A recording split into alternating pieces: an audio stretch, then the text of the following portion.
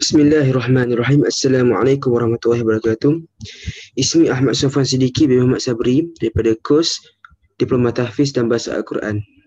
Pada hari ini saya akan membentangkan tajuk tugasan saya iaitu sifat jujur. Menurut Kamus Dakwah edisi keempat, jujur ni bermaksud lurus hati, tulus atau keikhlasan. Dari segi bahasa Arab pula, jujur ni adalah semakna dengan as-sidqu atau siddiq yang bererti benar, nyata atau berkata benar. Kejujuran ni bererti bebas dari penipuan, mengikuti aturan yang berlaku dan kelurusan hati. Seterusnya, sifat jujur menurut Imam Ghazali. Dari segi istilahnya, jujur atau as-sidqu ni, Imam Ghazali telah menerangkan kepada empat makna. Yang pertama bermaksud kesesuaian antara ucapan dan perbuatan. Yang kedua, kesesuaian antara maklumat dan realiti. Yang ketiga, ketegasan dan pemantapan hati. Dan yang keempat, sesuatu yang baik yang tidak dicampurkan dengan pembohongan. Pandangan Islam tentang kejujuran. Dalam Al-Quran, pada surah Al-Ahzab ayat 35, Allah SWT ada menerangkan bahawa bersikap jujur atau bertindak benar termasuk salah satu sifat mulia yang membawa keampunan dari Allah SWT.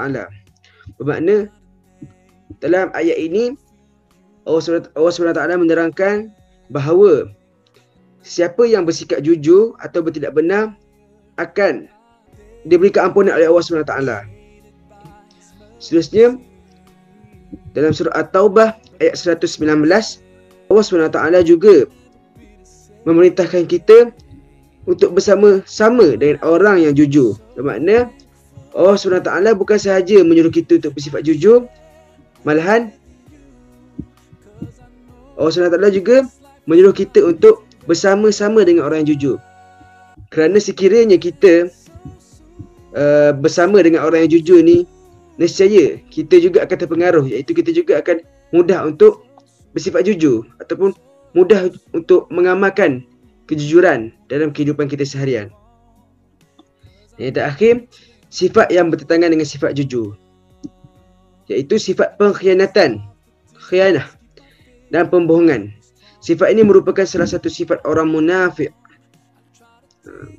Maknanya sifat yang berlawanan dengan sifat jujur ini ialah sifat khianat.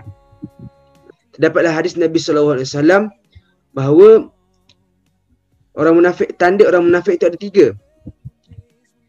Yang pertama, apabila dia berbicara, dia berdusta.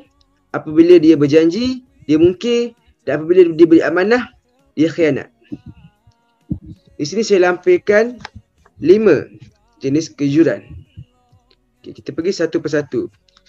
Yang pertama ialah jujur dalam niat. Jujur dalam niat ni ialah ikhlas.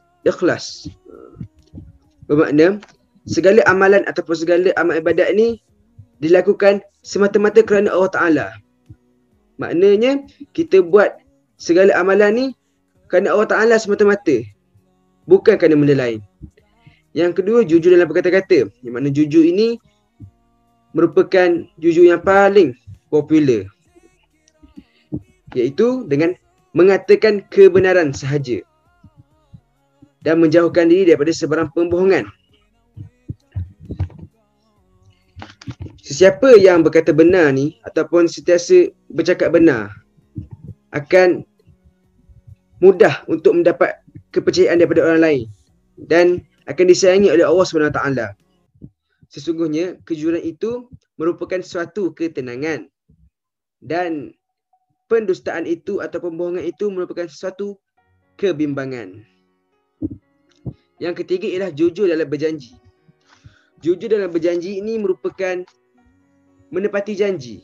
Yang boleh kita dapat ataupun yang boleh kita faham dengan jelas ialah menepati janji. Kerana salah satu ciri orang yang bersifat jujur ini ialah menepati setiap janjinya kepada sesiapa sahaja. Tidak kira sama ada orang yang masih kecil ataupun dewasa. Kerana Allah SWT ni sangat memuji orang-orang yang sentiasa menepati janjinya. Seterusnya yang keempat, iaitu jujur dalam bermuamalat. Sebagai contohnya, jujur dalam jual beli. Seorang penjual haruslah bersikap jujur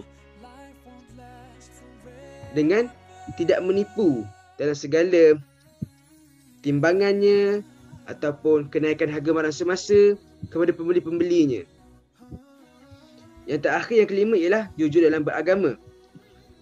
Jujur dalam beragama ini merupakan amalan yang paling mulia dan mendapat darjat yang tertinggi. Jujur dalam beragama ini ialah bersikap benar dalam segala amal hati, seperti takut, zuhud, redha, tawakal dan lain-lain. Seterusnya, kejujuran dalam peribadi Rasulullah SAW. Junjungan besar Nabi Muhammad SAW adalah seorang pemuda yang dikenali dengan kejujuran.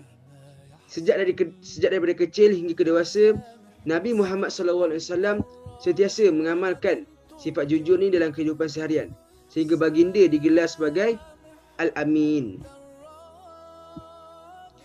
Manfaat daripada sifat jujur yang Nabi Muhammad SAW amalkan